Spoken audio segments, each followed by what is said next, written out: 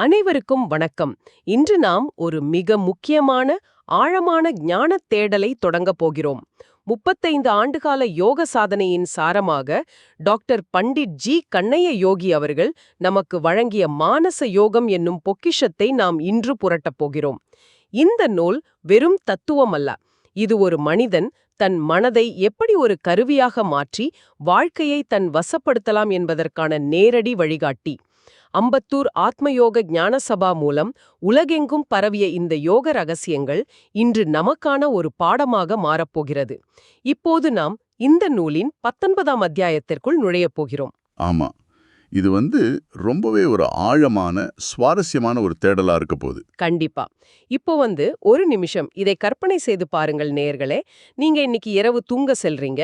உங்களுக்கு ஒரு கனவு வருதுன்னு வச்சுப்போம். ஒரு சாதாரண கனவு. ஆமா, ஆனா அந்த கனவுல நீங்க ஒரு பெரிய ராஜ்யத்தின் அரசராகிறீங்க. பல வருஷம் ஆட்சி செஞ்சுட்டு கடைசியா ஒரு போர்ல இறந்து போகிறீங்க. திடீர்னு பதறி போய் கண் விழிக்கிறீங்க. அப்படா, இது வெறும் கனவுதான்னு ஒரு பெரிய நிம்மதி வரும் இல்லையா? கரெக்ட். ஆனா மறுநாள் காலையில நீங்க படிக்கிற ஒரு வரலாற்று புத்தகத்துல நீங்க கனவுல வாழ்ந்து இறந்த அதே அரசரோட நிஜமான வரலாறு அப்படியே எழுதப்பட்டிருக்கு. அது எப்படி இருக்கும்? அது ஒரு சயின்ஸ் ஃபிக்ஷன் படத்துல வர்ற மாதிரி ஒரு பெரிய அதிர்ச்சியா இருக்கும். எக்ஸாக்ட்லி. ஆனா இது நிஜம்னு இந்த நூலோட சூக்ஷ்ம திருஷ்டி விஞ்ஞானம் பகுதியில சொல்றாங்க. அதாவது ஆஸ்ட்ரல் விஷன். இத பத்தி தான் நாம இன்னைக்கு ரொம்ப தர்க்கரீதியா விவாதிக்க போறோம். ஆமா, ஏன்னா இந்த மொத்த தேடலுக்கான திறவுகோல் ஒரு அடிப்படையான புரிதல்லேருந்து தான் தொடங்குது. அதாவது இந்த உலகத்தை நம்ம கண்ணுகளால பாக்குறோம்னு நாம நினைக்கிறோம். ஆனா அதுதானே இயல்பு. நம்ம கண்ணு தானே பாக்குது. அங்கதான் விஷயமே இருக்கு. நிஜமாகவே பாக்குறது யார்? நீங்க வேறு, உங்க உடல் வேறு. அதாவது தேகம் அப்படிங்கிறது நீங்க வாழ்ற ஒரு வீடு மாதிரி. ஓ, அப்போ உள்ள இருக்கிற அந்த தேகி தான் உண்மையான நாமா? ஆமா, அந்த வீட்டுக்குள்ள வாழும் உயிர் அல்லது உண்மைத்தன்மை தான் தேகி. இந்த ரெண்டையும் பிரிச்சு பாக்கறதா தன்னை அறிவதற்கான அந்த முதல் படி. இத கேட்கும்போது எனக்கு ஒரு விஷயம் ஞாபகம் வருது. ஒரு மாணவன் தன் குருவிடம் கேட்ட ஒரு கேள்வி. அதாவது, உன்னை நீ அறிந்தால் உனக்கு எந்த கேடுமில்லை அப்படின்னு குரு சொன்னதும் அந்த மாணவனுக்கு ஒரு குழப்பம். ஆமா, உலகத்துல தன்னைத்தானே அறியாதவங்க யாராவது இருக்க முடியுமான்னு ஒரு இயல்பான கேள்விதானே அது. கரெக்ட். நாமும் கூட அப்படிதான் நினைக்கிறோம். என் பேரு, என் ஊரு, நான் பாக்குற வேலை, இதுதானே நான் அப்படின்னு நம்ம மூளை நம்புது. அதுதான் மிகப்பெரிய மாயைன்னு இந்த நூல் சொல்லுது. அந்த மாணவனுக்கு குரு ஒரு அற்புதமான விளக்கம் கொடுக்கிறாரு. அதாவது, இன்னது தேகம், இன்னது தேகி அப்படின்னு அறிபவன் தான் தன்னை அறிந்தவன் அப்படின்னு சொல்றார். ஓஹோ, அதாவது கை, கால், முகம் கொண்ட இந்த உடல் தான் நான் அப்படின்னு நினைக்கிறது ஒரு அறியாமைன்னு சொல்றாரா? எக்ஸாக்ட்லி. இத அந்த மாணவனுக்கும் நமக்கும் புரிய வைக்க தான் இந்த நூல் கனவு அப்படிங்கிற ஒரு சாதாரண ஆனா ரொம்ப சக்தி வாய்ந்த ஒரு உதாரணத்தை கையில எடுக்குது. கனவு உண்மையிலேயே ஒரு பெரிய மர்மம் தான்.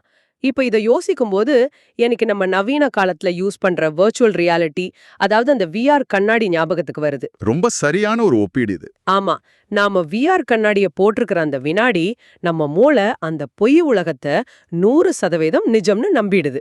ஒரு மலையில நிக்கிற மாதிரி காட்சி இருந்தா நிஜமாவே நமக்கு வியர்க்குது, ஹார்ட் பீட் எகிரியுது. ஆனா கண்ணாடிய கலற்றும் போதுதான் அது நிஜம் இல்லைன்னு புரியுது இல்லையா? கனவும் கிட்டத்தட்ட அப்படி ஒரு விஆர் உலகம்தான்னு சொல்ல வர்றீங்க. கரெக்ட், அதேதான். இப்போ அந்த விஆர் கண்ணாடி ஒப்பீட்டையே இன்னும் கொஞ்சம் ஆழமா கொண்டு போனா கனவோட உண்மையான பிரம்மாண்டம் நமக்கு புரியும். அதாவது, விஆர் கண்ணாடிய போட்டிருக்கும் போதாவது நமக்குள்ள ஒரு மூளையில இது ஒரு மிஷன் அப்படிங்கிற ஒரு சின்ன உணர்வு இருக்கும்.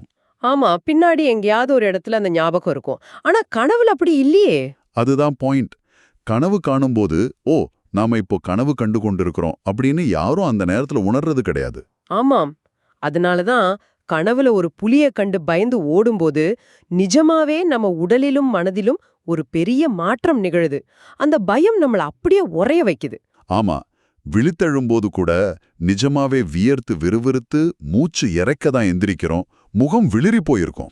இத நான் நிறைய முறை ஃபீல் பண்ணிருக்கேன். கண் விழுத்த பின்புதான் அப்பாடா இது கனவுன்னு அந்த பயம் நீங்குது. ஆனா முழிக்கிற வரைக்கும் அந்த பயம் 100% நிஜம்தானே? கண்டிப்பா நிஜம்தான். ஏன்னா அந்த பயத்தோட தாக்கம் முழிச்ச பிறகும் பல மணி நேரங்களுக்கு நம்மளை விட்டு போகாது. இதுக்கு காரணம் வெறும் மூளையோட அமைப்பு மட்டும் கிடையாது. வேற என்ன காரணம் இருக்கு அதுக்கு பின்னாடி? அதாவது நம்ம சித்தம் அப்படின்னு சொல்லக்கூடிய அந்த ஆழமான மனப்பதிவுகள் தான் இதுக்கு முக்கிய காரணம். இதை ஒரு உதாரணம் வச்சு சொல்லலாம். நம்ம மூளையோட மெமரிய, அதாவது பிரெயின் மெமரிய ஒரு கம்ப்யூட்டரோட ரேம் அப்படின்னு வச்சுப்போம். Okay, RAM memory. தற்காலிகமா சேவ் ஆகுற இடம். கரெக்ட். நீங்க முழிச்சிருக்கும் போது நடக்கிற விஷயங்களை இது தற்காலிகமா பதிவு செய்யுது. கம்ப்யூட்டர் ஆஃப் ஆனா, அதாவது மரணம் நிகழ்ந்தா இந்த ரேம் அப்படியே அழிஞ்சிடும். அப்போ சித்தம் அப்படிங்கிறது ஒரு ஹார்ட் டிஸ்க் மாதிரியா? ஹார்ட் டிஸ்க் என்பதை விட ஒரு கிளவுட் ஸ்டோரேஜ் மாதிரி சொல்லலாம். அதுல பதிவாகிற விஷயங்களை தான் சம்ஸ்காரங்கள் அப்படின்னு சொல்றாங்க. இதெல்லாம் நிரந்தரமானவை. ஒரு நிமிஷம். அப்போ நீங்க என்ன சொல்றீங்கன்னா, கனவுல நாம பாக்குற காட்சிகள், உணர்ற பயம் எல்லாமே அந்த கிளவுட் ஸ்டோரேஜ்ல, அதாவது சித்தத்துல நேரடியாவே போய் பதிவாகுது அப்படின்னு அர்த்தம்? ஆமா, 100%. சித்தத்தை பொறுத்த வரைக்கும் கனவோட காட்சியும் சரி, நனவோட காட்சியும் சரி, ரெண்டுமே உண்மையான காட்சிகள் தான். எந்த வித்தியாசமும் கிடையாது. வாவ்! அப்போ முழிச்சிருக்கும் போது ஒரு நிஜ புலிய பார்த்தா சித்தத்துல எவ்ளோ அழுத்தமான பதிவு உருவாகுமோ, அதே பதிவு கனவு புலியாலையும் உருவாகுது. எக்ஸாக்ட்லி. கண் முழிச்ச உடனே இது கனவு தான் அப்படின்னு மூளையோட ஃப்ரேம் புரிஞ்சுக்குது. அதனால உடல் அளவுல பயம் விலகினாலும் சித்தத்துல அந்த பதிவு பெர்மனண்டா தங்கிடுது. ஓஹோ, இதனாலதான் பல வருஷங்கள் கழித்தும் கூட கனவுல கண்ட ஒரு காட்சியை நம்மால ரொம்ப துல்லியமா விவரிக்க முடியுது போல. ஆமா, ஏன் உளவியலாளர்கள் கூட இந்த மாதிரி சித்தப்பதிவுகளை மாற்றுவதன் மூலமா சில மனரீதியான நோய்களை குணப்படுத்த முயற்சி பண்றாங்கன்னு உங்களுக்கு தெரிஞ்சிருக்கும். ஆமா, கேள்விப்பட்டிருக்கேன். ஆனா இப்போ இத வச்சு பார்க்கும்போது எனக்கு ஒரு பெரிய கேள்வி வருது. அதாவது கனவு காண்றவருக்கு அது முடியற வரைக்கும் நிஜமாலே இருக்கு. அதோட பதிவும் கிளவுட் ஸ்டோரேஜ்ல ஏறிடுது. அப்போ நாம இப்போ வாழ்ந்து கொண்டிருக்கிற இந்த விழிப்பு நிலையிலான வாழ்க்கையும் கூட ஒரு வகையான நீண்ட கனவா இருக்குமோ? நாம எப்போ இந்த நீண்ட கனவிலிருந்து முழிக்க போறோம்? ரொம்ப ஆழமான கேள்வி இது. நம்ம ஆன்றோர்கள் பல நூற்றாண்டுகளாக சொல்றதே இதுதான். இந்த வாழ்க்கையே ஒரு நீண்ட கனவுதான்னு சொல்றாங்க. அப்போ மரணம் அப்படிங்கறது அந்த கனவோட முடிவா? ஆமா, மரணத்திற்கு பின்னாடி இந்த வாழ்க்கை ஒரு கனவு போல அப்படியே முடிவுக்கு வந்துரும். ஆனா அந்த வாழ்க்கையோட சம்ஸ்காரங்கள் அந்த சித்தத்துல தங்கிடும். ஓ, எப்படி நம்ம தூக்கத்திலிருந்து முழிச்ச உடனேயே நான் கனவுல ஒரு புலிய பார்த்தேன் அப்படின்னு சொல்றோமோ அது மாதிரியா? அதேதான். மரணத்திற்கு பின்னாடி நம்முடைய தேகி விழித்தெழுந்து, ஓ, நான் நனவு வாழ்க்கையில இப்படி ஒரு மனிதனா இருந்தேன், அப்படி வாழ்ந்தேன் அப்படின்னு உணர்ற ஒரு நிலை வரும். இத விளக்கறதுக்கு தான் நம்ம ஆரம்பத்துல பேசின அந்த ஒரு சுவாரஸ்யமான கதை, அதாவது ஆண்டி கண்ட கனவு அப்படிங்கிற கதை இந்த நூல்ல வருது இல்லையா? ஆமா, ரொம்ப அற்புதமான ஒரு கதை அது. நேயர்களுக்கு அது புரியும் வகையில சொல்லுங்க. கண்டிப்பா. இதை கேட்டுக்கொண்டிருக்கிற நீங்க சற்று கற்பனை செய்து பாருங்கள் நேயர்களே. ஒரு ஆண்டி, அதாவது ஒரு ஏழை, ஒரு மரத்தடியில படுத்து தூங்குறான். அவனுக்கு ஒரு கனவு வருது. அந்த கனவுல என்ன நடக்குது? அந்த கனவுல ஒரு பட்டத்து யானை வந்து அவனுக்கு மாலை சுட்டுது. அவன் ஒரு பெரிய ராஜ்யத்துக்கு அரசனாகிறான். கல்யாணம் பண்றான், பல வருஷங்கள் செங்கோல் ஆட்சி செய்யறான். அவனுக்கு குழந்தைகளும் பிறக்குது. ஒரு முழு வாழ்க்கையும் கனவுல வாழ்ந்துடுறான். ஆமா, கடைசியா ஒரு நாள் அவன் காட்டுக்கு வேட்டையாட போகும்போது ஒரு புலி தாக்கி அவன் இறந்து போயிடுறான். இதுதான் அவனுடைய கனவு. இப்போ அவன் கண் முழிச்சுக்கிறான். முழிச்ச உடனே, அடடா, இவ்வளவு நேரம் அரசனா வாழ்ந்தது வெறும் கனவுதானா அப்படின்னு நினைச்சுக்கிட்டு அவன் தன்னோட பயணத்தை தொடங்குறான் இல்லையா? கரெக்ட். ஆனா சில நாட்கள் கழிச்சு அவன் வேற ஊருக்கு போகும்போது தான் அந்த பெரிய அதிர்ச்சி காத்திருக்கு. ஏன்னா அவன் எந்த ஊரை கனவுல ஆண்டானோ அதே ஊருக்கு தான் அவன் நிஜத்துல போறான். அங்க என்ன நடக்குதுன்னு கேட்டா நிச்சயமா எல்லாரும் ஆச்சரியப்படுவாங்க. ஆமா, அவன் கனவுல கண்டபடியே ஒரு யானை ஒருத்தனுக்கு மாலை சூட்டியதாகவும், அவன் அரசனாகி பல வருஷம் ஆட்சி செஞ்சு கடைசியில வேட்டையாடும்போது புலியால கொல்லப்பட்டதாகவும் அந்த ஊர் மக்கள் அவன்கிட்ட சொல்றாங்க. ஆமா, இது கேட்கறதுக்கு ரொம்ப பிரமிப்பா இருக்கும். பிரமிப்பு தான். ஆனா இத கேட்கும்போது எனக்குள்ள ஒரு பெரிய முரண்பாடு, ஒரு டவுட் வருது. கனவுல நடந்த ஒரு விஷயம் நிஜ வாழ்க்கையில எப்படி ஒரு வரலாறா இருக்க முடியும்? அந்த டவுட் வர்றது ரொம்ப சகஜம்தான். ஏன்னா அவன் கனவு கண்டது நேத்து ராத்திரி. ஆனா அந்த வரலாறு பல வருஷங்களுக்கு முன்னாடி நிஜத்துல நடந்தது. கால வேற்றுமைகளை, அதாவது அந்த டைம்லைனை இந்த மாயை எப்படி கையாளுகிறது? லாஜிக் ரொம்ப இடிக்குதே இங்க. எந்த இடத்துல தான் நாம மாயை, அதாவது மாயா அப்படின்னா என்னங்கறத ரொம்ப ஆழமா புரிஞ்சுக்கணும்.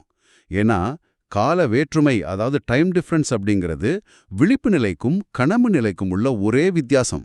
அது எப்படி? ஒரு அறிவியல் உதாரணத்தோட இதை விளக்க முடியுமா? கண்டிப்பா. நாம வாழ்ற இந்த பௌதிக உலகத்தோட காலத்தை ஒரு டிவிடி பிளேயர்ல ஓடுற சினிமா ஓடணும் இல்ல ஒரு வீடியோ ஓடணும் ஒப்பிட்டு பாருங்க. சினிமா எப்படி ஓடும்? ஒவ்வொரு நொடியா ஃப்ரேம் பை ஃப்ரேமா தான் ஓடும். ஆமா, நேத்து முடிஞ்சது கடந்த காலம், நாளைக்கு வர்றது எதிர்காலம். கரெக்ட். அதாவது நாம இப்போ வாழ்ற இந்த நிகழ்காலம் மட்டும்தான் நமக்கு தெரியும். ஆனா சூக்கும உலகம், அதாவது ஆஸ்ட்ரல் பிளேன் அப்படிங்கிறது அந்த டிவிடி டிஸ்க முழுமையா உங்க கையில வச்சு பார்க்கறது மாதிரி. ஓ, டிஸ்க அப்படியே கையில வச்சிருக்கோம். ஆமா, அந்த டிஸ்க்ல சினிமாவோட தொடக்கம், இடைவேளை, கிளைமாக்ஸ் அப்படின்னு எல்லாமே ஒரே நேரத்துல ஒரே தட்டுல இருக்கு. சூக்கும உலகத்துல கடந்த காலம், நிகழ்காலம், எதிர்காலம்னு எந்த வேறுபாடும் கிடையாது. எல்லாமே ஒரே நேரத்துல நிகழுது. அப்போ அந்த 7 ஆண்டியோட கனவுல என்ன நடந்தது? அந்த ஆண்டியோட சித்தம் சூக்கும உலகத்துல உள்ள அந்த முழுமையான ரெக்கார்டோடு ஒரு சில வினாடிகள் தொடர்பு கொண்டிருக்கு. அத அவனோட மனம் அவனுக்கு ஒரு கனவாக மொழிபெயர்த்து காட்டியிருக்கு. ஆஹா, அப்ப மாயை அப்படிங்கிறது வெறும் ஒரு பொய் கிடையாது. நாம காலத்தையும் வெளியையும், அதாவது டைம் அண்ட் ஸ்பேஸ எப்படி புரிஞ்சுக்கிறோம் அப்படிங்கறத தலைகீழாக மாத்துற ஒரு மாபெரும் பிரபஞ்ச அமைப்பது. ரொம்ப சரியா சொன்னீங்க. ஒருத்தரோட சூக்கும உடல் அந்த டிவிரியோட வேறொரு ட்ராக்க தவறுதலா படிச்சிடுச்சு. அதுதான் அந்த கனவு. இது முழுசா புரிஞ்சுகிட்டா இந்த வாழ்க்கையில நாம தேடி ஓடுற பணமோ பதவியோ எதுவுமே நிரந்தரம் இல்ல அப்படிங்கிற ஒரு பெரிய தெளிவு வந்துடுமே நமக்கு. அந்த ஒரு தெளிவு பிறக்க வேண்டும் அப்படிங்கிறது தான் இந்த நூலோட முக்கிய நோக்கமே. ஏன்னா வாழ்க்கை ஒரு மாயாயான கனவு, நம்ம வாழ்ற உடல் ஒரு தற்காலிகமான வீடு. இது ரொம்ப டீப்பான ஒரு பிலாசபி. இப்போ நீங்க கனவுல ஒரு புலிய கண்டு பயந்து குத்து விட்டதா சொன்னீங்க இல்லையா? ஆனா அந்த புலிய குத்துன கை எது? உங்க நிஜமான கை கட்டில்ல அமைதியா தூங்கிக்கிட்டு தானே இருந்தது. அது ஒரு நல்ல கேள்விதான். என் நிஜமான கண்கள் மூடியிருந்தது, காதுகள் தலையணையில புதைஞ்சிருந்தது. அப்படியானால் கனவுல அந்த புலிய பார்த்தது எந்த கண்? அதோட கர்ஜனைய கேட்டது எந்த காது? அவைதான் உங்க மனக்கண்கள், மனச்செவிகள் மற்றும் மனக்கைகள். உங்க பௌதிக உடல், அதாவது பிசிக்கல் பாடி அப்படிங்கிறது ஒரு பொய்க்கால் குதிரை மாதிரி, ஒரு டம்மி ஹார்ஸ். டம்மி ஹார்ஸ்னா அந்த கிராமப்புற திருவிழாக்கள்ல ஒருத்தர் உள்ளே நின்னுகிட்டு வெளியே ஒரு அட்டை குதிரைய சுமந்துகிட்டு ஆடுவாரே, அது மாதிரியா சொல்றீங்களா? அதேதான். அந்த அட்டை குதிரைக்குன்னு எந்த உயிரும் கிடையாது. உள்ளே இருக்கிற மனிதன் ஆடும்போது பார்க்கறவங்களுக்கு அந்த குதிரையே ஆடுவது போல் தெரியுது. அத போலதான் நம்ம உடலும். அப்போ உள்ளே இருக்கிற அந்த சூக்கும உடல் இயக்குவதால தான் வெளியே உள்ள இந்த பௌதிக உடல் அசைகிறதா? ஆமா, சூக்கும உடல் தான் அந்த பொய்க்கால் குதிரைக்குள்ள இருக்கிற நிஜமான மனிதன். ஒரு நிமிஷம், இத நான் சற்று தர்க்க ரீதியா அணுக விரும்புறேன். அந்த அட்டை குதிரை உதாரணம் கேட்கறதுக்கு ரொம்ப நல்லா இருக்கு. ஆனா நான் இப்போ என் கையால சுவர்ல ஓங்கி ஒரு குத்து விட்டா என் கை வலிக்குது, ரத்தம் வருது. ஆமா, பிசிக்கலா டேமேஜ் ஆகுது. என் பௌதீக உடல் வெறும் அட்டை குதிரை அப்படின்னா உள்ளே இருக்கிற அந்த சூக்கும உடலுக்கு இந்த வலி எப்படி தெரியும்? அட்டைக்கு தீ வச்சா உள்ளே இருக்கிறவனுக்கு சுடாதே. இந்த வலி எப்படி நிஜமாகுது? நீங்க கேக்குறது மிக முக்கியமான ஒரு சந்தேகம். சுவர்ல குத்தும்போது உங்க பௌதீக கை சேதமடைகிறது அப்படிங்கிறது நிஜம். ஆனா அந்த வலிய உங்க பௌதீக கை உணரல. வேற யார் உணர்றா பின்னாடி? மூளையோட நரம்பு மண்டலம் வழியாக உள்ளே இருக்கிற உங்க சூக்கம உடல் தான் அந்த வலிய நிஜமா உணருது. இதை எப்படி புரிஞ்சுக்கலாம்னா, பல பிறவிகளாக மனிதர்கள் தங்கள் சூக்கம உடலை இந்த பௌதிக உடலோடு மிக மிக நெருக்கமாக பிணைத்து விட்டார்கள். அதாவது ஹார்ட்வேரும் சாஃப்ட்வேரும் ஒன்னா மிக்ஸ் ஆயிடுச்சுன்னு சொல்றீங்களா? கரெக்ட். வன்பொருளோ மென்பொருளும் பிரிக்க முடியாத அளவுக்கு ஒன்றோடு ஒன்று பின்னிக்கிச்சு. அதனால பௌதிக உடலுக்கு நடக்கிற அனைத்தையும் சூக்கம உடல் தன்னுடையதாகவே நினைச்சு துடிக்குது. ஓ, அந்த அளவுக்கு நாம நம்மளை இந்த உடலோடு அடையாளப்படுத்தி கொண்டோம். அப்படியானால் மரணத்தின் போது உண்மையிலே என்ன நடக்குது? இந்த பிணைப்பு எப்படி அறுபடுது? மரணத்தின் போது நடக்கிறது ஒரு ரொம்ப மென்மையான அன்பிளகிங் ப்ராசஸ் அப்படின்னு சொல்லலாம். பௌதிக உடலோட ஆயுள் முடியும் போதும் அந்த சூக்கும உடல் மூளை மற்றும் நரம்பு மண்டலத்துடனான இணைப்பு துண்டித்து கொண்டு முழுமையாக வெளியேறிடுது. எந்த டேமேஜும் இல்லாமலா? ஆமா, சுவர்ல குத்தி ரத்தம் வந்த அந்த பௌதிக உடலை விட்டு எந்த தழும்பும் இல்லாம எந்த வலியும் இல்லாம சூக்கும உடல் வெளியேறுது. இன்னொரு ஆச்சரியமான விஷயம் என்ன தெரியுமா இதுல? சொல்லுங்க, கேக்குறதுக்கே ரொம்ப சுவாரஸ்யமா இருக்கு. நீங்க ஒருத்தரை பார்த்து இவர் ரொம்ப நல்லவரு, அவர் கெட்டவரு, இவர் பெரிய அறிவாளி அப்படின்லாம் சொல்றீங்களே, அது எதுவுமே இந்த பௌதிக உடலுக்கு சொந்தமானது கிடையாது. கொஞ்சம் இருங்க. ஒருத்தரோட குணமும் கல்வியும் மூளையில, அதாவது அவங்களோட பௌதிக உடல்ல பதிவாகி இருக்கிறது இல்லையா? கண்டிப்பா இல்ல. கற்ற கல்வி, நல்ல பண்புகள், தீய குணங்கள் எல்லாமே சூக்கும உடலோட கிளவுட் ஸ்டோரேஜான சித்தத்துல தான் பதிவாகி இருக்கு. ஏன், நாம வைக்கிற ராமன், முருகன் அப்படிங்கிற பெயர்கள் கூட உண்மையில அந்த சூக்கும உடலுக்கு தான் பொருந்தும். அப்போ இந்த உடலுக்குன்னு எந்த ஐடென்டிட்டியும் இல்லையா? அந்த சூக்கும உடலோட அச்சுல உருவாக்கப்பட்ட இந்த தற்காலிகமான உடலுக்கு நாம அந்த பேர்களை பொருத்தி அழைக்கிறோம், அவ்வளவுதான் விஷயம். இத கேட்க கேட்க எனக்குள்ள ஒரு பெரிய பிரமிப்பு உண்டாகுது. நாமும் இந்த உடல் இல்லாம இயங்க முடியாது அப்படின்னு முழுமையா நம்பிட்டோம். வலிக்காத சூக்கும தேகம் நமக்குள்ள இருந்தும் நாம இந்த வலிகளுள்ள உடல்ல தான் சிக்கிக்கிட்டு இருக்கோம். அதுதான் அறியாமைன்னு ஆன்றோர்கள் சொல்றாங்க. இப்போ என் கேள்வி என்னன்னா, இந்த நிலைய நாம முழிச்சிருக்கிறப்பவே மாத்த முடியுமா? அதாவது இந்த ஸ்தூல உடலோடு இருக்கும்போதே அந்த சூக்கும கண்களை திறந்து பார்க்கறதுக்கு ஏதாவது வழி இருக்கா? நிச்சயமா முடியும். அந்த வன்பொருளோட ஒன்றிணைந்து விட்ட மென்பொருளை சற்று தனியா பிரிச்சு செயல்பட வைக்கும் கலைகளை நம் சித்தர்கள் ரொம்ப துல்லியமா கண்டறிஞ்சிருக்காங்க. அப்படியா? அதுல என்னென்ன நிலைகள் இருக்கு? இதுல 3 முக்கியமான நிலைகள் இருக்கு. முதலாவது சூக்ஷ்ம திருஷ்டி, அதாவது கிளேர்வாயன்ஸ். சாதாரண கண்களால் காண முடியாத உலகங்களையும் அதிர்வுகளையும் சூக்ஷ்ம கண்களால் பார்ப்பது. அப்படியானால் இது வெறும் பார்வைக்கு மட்டும்தானா, இல்ல மற்ற புலன்களுக்கும் இது பொருந்துமா? அதாவது பௌதிக காதுகள் இல்லாமல் சூக்ஷ்ம உலகத்தோட சத்தங்களை கேட்கவும் முடியுமா? மிகச்சரியா கேட்டீங்க. அதுதான் 2வது நிலை, சூக்ஷ்ம சரவணம், அதாவது கிளேர் ஆடியன்ஸ், சூக்ஷ்ம சப்தங்களை கேட்பது. 3வது நிலைதான் சூக்ஷ்ம யாத்திரை, அதாவது ஆஸ்ட்ரல் டிராவல். ஓ, ஆஸ்ட்ரல் டிராவல பத்தி நான் நிறைய கேள்விப்பட்டிருக்கேன். ஆமா, அதாவது உங்க சூக்கும உடலை இந்த பௌதிக உடலிருந்து ஒரு மெல்லிய நாடித் தொடர்புடன் சில்வர் கார்டுன்னு சொல்லுவாங்க, அதோட வெளியே பிரித்து சூக்கும உலகங்களை சுற்றி வந்து மீண்டும் உடலுக்குள் திரும்புவது. நீங்க சொல்ற இந்த ஆஸ்ட்ரல் டிராவல் மூளைக்கும் மனதுக்குமான அந்த தொடர்பை கையாளும் விதம் அபாரமா இருக்கு. இதை கேட்டுக்கொண்டிருக்கும் நேயர்களுக்கு கண்டிப்பா ஒரு ஆர்வம் வரலாம். அதாவது நாமும் இதை ட்ரை பண்ணி பார்க்கலாமான்னு தோணும் இல்லையா? ஆவா, நானும் இதை செய்து பார்க்க முடியுமா அப்படின்னு தோணும். இதுக்கு ஏதாவது ஒரு நேரடி பயிற்சி இருக்கா? அது எப்படி வேலை செய்யுதுன்னு விளக்க முடியுமா? கண்டிப்பா. இந்த நூல்ல அதற்கான ஒரு எளிய ஆனா ரொம்ப வலிமையான பயிற்சியை விளக்கியிருக்காங்க. இதை கேட்டுட்டு இருக்கிற நீங்களும் இதை முயற்சி செய்து பார்க்கலாம். சூப்பர். அந்த பயிற்சி என்னன்னு சொல்லுங்க. முதல்ல உங்க எதிரில் உள்ள ஏதாவது ஒரு பொருளை பௌதிக கண்களால நல்லா பார்த்துக்கோங்க. ஓகே. பின் கண்களை மூடிக்கோங்க. இப்போ உங்க முழு கவனத்தையும் உங்க புருவங்களுக்கு மத்தியில உள்ள ஆக்ஞா சக்கரத்துல குவியுங்க. ஓகே. நீங்க பார்த்த அந்த பொருளோட உருவத்தை அந்த இடத்துல மனசுல நிறுத்த முயற்சி செய்யுங்க. ஒரு நிமிஷம். புருவ மத்தி தான் மைய புள்ளியா? ஏன் ஆக்ஞா சக்கரத்தை மட்டும் நாம தேர்ந்தெடுக்கணும்? அதுக்கு பின்னாடி இருக்கிற அறிவியல் என்ன? இது ரொம்ப ரொம்ப முக்கியமான கேள்வி. நம்ம மூளையோட மையத்துல பீனியல் சுரப்பி, அதாவது பீனியல் கிளாண்ட் அப்படின்னு ஒரு பகுதி இருக்கு. அதுதான் ஆக்ஞா சக்கரத்தோட பௌதிக இருப்பிடம். ஓ, சயின்ஸும் ஆன்மீகமும் இணையற இடம் அது. ஆமா, நீங்க கண்களை மூடி கவனத்தை அங்க குவிக்கும்போது என்ன நடக்குதுன்னா, உங்க பௌதிக புலன்களுக்கு, அதாவது பிசிக்கல் சென்சஸுக்கு போற மன ஆற்றலை நீங்க வேணும்னே துண்டிக்கிறீங்க. அப்போ அந்த எனர்ஜி எல்லாம் எங்க போகுது? அந்த ஆற்றல் முழுவதும் புருவ மத்தியில குவியும்போது பௌதிக கண்கள் செயலிழந்து பல காலமாக தூங்கிக் கொண்டிருக்கும் சூக்குமக் கண்கள் பூட்டப்பாக தொடங்குது. வாவ். அதாவது பிசிக்கல் சென்சஸ பட்னி போட்டு ஆஸ்ட்ரல் சென்சஸ்க்கு எனர்ஜியை கொடுக்கறோம். இப்படி தொடர்ந்து செய்யும்போது என்ன நடக்கும்? முழு கவனத்தையும் ஆக்ஞா சக்கரத்துல நிலைநிறுத்தும் போது சிறிது நேரத்துல அந்த இருட்டுல ஒரு ஒளி தோன்றும். அந்த ஒளியில நீங்க நினைச்ச பொருளோட உருவம் ரொம்ப தெளிவா தெரியும். இது கேட்கறதுக்கு சுலபமா இருந்தாலும் செய்யறதுக்கு கொஞ்சம் கஷ்டமா இருக்குமே. ஆரம்பத்துல இது கடினமா இருக்கலாம். ஏகாகிரம், அதாவது முழுமையான ஒருமுகப்படுத்தப்பட்ட கவனம் இதுக்கு தேவை. இதுல வெற்றி கிடைச்சிட்டா பிறகு கண்களை மூடி ஆக்ஞா சக்கரத்துல கவனத்தை வச்சா அங்கு பிறக்கிற ஒளியின் வழியாக எதிரில் உள்ள பொருள்களை உங்களால காண முடியும். ஆனா இவ்ளோ பெரிய எனர்ஜிய நம்ம சாதாரண மூளை தாங்குமா? சூக்கும திறன்கள் திறக்கும்போது மூளைக்கும் நரம்பு மண்டலத்துக்கும் ஒரு பெரிய அழுத்தம் உருவாகுமே. பிரெயின் டேமேஜ் ஆக வாய்ப்பு இருக்கா? நீங்க சொல்றது அந்த அழுத்தத்தை கையாளத்தான் சித்தர்கள் சில பிரத்யேக வழிமுறைகளை வச்சிருக்காங்க. இந்த பயிற்சிகளை செய்யும்போது பௌதிக மூளையோட நரம்பு வேதியியலை, அதாவது நியூரோகெமிஸ்ட்ரியை பலப்படுத்த வேண்டியது ரொம்ப அவசியம். ஓ, சப்ளிமெண்ட் மாதிரி ஏதாவது எடுத்துக்கணுமா? அதற்காகத்தான் மானச கல்பம் அப்படிங்கிற ஒரு சித்தர் முறை மருந்தை இந்த நூல் பரிந்துரைக்கிறது. இது ஏதோ மந்திர மருந்தெல்லாம் கிடையாது. அப்புறம் இது எப்படி வேலை செய்யுது? இது மூளையோட நரம்புகளை அமைதிப்படுத்தி சூக்கும ஆற்றலை தாங்கிக் கொள்ளும் வலிமையை பௌதிக மூளைக்கு வழங்கும் ஒரு அறிவியல் பூர்வமான தயாரிப்பு. வாவ். அதாவது ஹார்ட்வேர் அப்கிரேட் பண்ணாதான் அட்வான்ஸ்ட் சாஃப்ட்வேரை ரன் பண்ண முடியும் அப்படிங்கிற மாதிரி இருக்குது.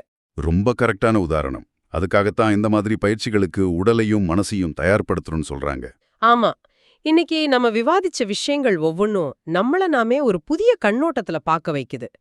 கனவுல நம்ம படுற நிஜமான பயம், அந்த பயம் நம்ம சிஸ்டத்துல கிளவுட் ஸ்டோரேஜ் போல பதிவாகிறது, இதெல்லாம் கேட்கவே பிரமிப்பா இருக்கு. கண்டிப்பா. ஆண்டி கண்ட கனவு மூலமா காலத்த மாயை எப்படி சுருட்டி வச்சிருக்குங்கிற அந்த தத்துவம், பொய்க்கால் குதிரையான நம்ம உடல் பௌதீக புலன்களை நிறுத்தி சூக்கும புலன்களை தட்டி எழுப்புற அந்த ஆஜ்ஞா சக்கர பயிற்சி, இப்படி எல்லாமே மனதோட ஆழங்களை அளக்குற ஒரு அறிவியல் பூர்வமான தேடலா அமைஞ்சது. இது வெறும் தியரி கிடையாது, பிராக்டிக்கலா நாம ஃபீல் பண்ணக்கூடிய ஒரு உண்மை. நிச்சயமா. இதை கேட்டுக்கொண்டிருக்கிற நீங்க இத பற்றி கொஞ்சம் சிந்திட்டு பாருங்கள். இன்று நாம் பார்த்தபடி நமது இந்த உடல் வெறும் ஒரு பொய்க்கால் குதிரை என்றால், நீங்க தினமும் அணியும் ஒரு VR கண்ணாடி போலதான் இந்த வாழ்க்கை என்றால், என்றாவது ஒரு நாள் இந்த மாயையான விர்ச்சுவல் ரியாலிட்டி விளையாட்டிலிருந்து நம் மனம் நிரந்தரமாக லாக் அவுட் ஆகும்போது, நாம் சேகரித்த இந்த நினைவுகள், கோபங்கள், ஈகோ எல்லாமே என்ன ஆகும்? அந்த உண்மையான தேகி எந்த பதிவுகளை சுமந்து கொண்டு அடுத்து எந்த உடலுக்குள் பயணிக்கப் போகிறது? இது ஒரு முடிவில்லாத தேடல். ரொம்ப ஆழமான சிந்தனை இது. இவ்வளவு நேரம் கேட்டதுக்கு ரொம்ப நன்றி. இந்த Tamil voice reads channel monetisation இல்லாம தான் நடக்குது. இந்த ஆடியோ புத்தகம் உங்களுக்கு பயன் தருது என்று நினைத்தால் இந்த முயற்சி தொடர்ந்து போக உங்க ஆதரவு மிகவும் உதவும். என்னுடைய தர இந்த முயற்சிக்கு நன்கொடை அளிக்க விருப்பம் இருந்தால் டிஸ்கிரிப்ஷன்ல கொடுக்கப்பட்டுள்ள UPI ID மூலம் வழங்கலாம். உங்களால் முடிந்த அளவு போதும். சிறிய ஆதரவும் பெரிய உதவிதான். இந்த வீடியோ உங்களுக்கு பயனுள்ளதாக இருந்தால் சப்ஸ்கிரைப் பண்ணுங்க, மற்றவர்களுக்கும் பகிர்ந்து கொள்ளுங்கள். இந்த கருத்துக்கள் அவர்களுக்கும் தேவையாக இருக்கலாம். லைக் பண்ணுங்க, உங்க கருத்துக்களை கமெண்ட்ல பகிருங்கள். மனப்பூர்வமான நன்றி.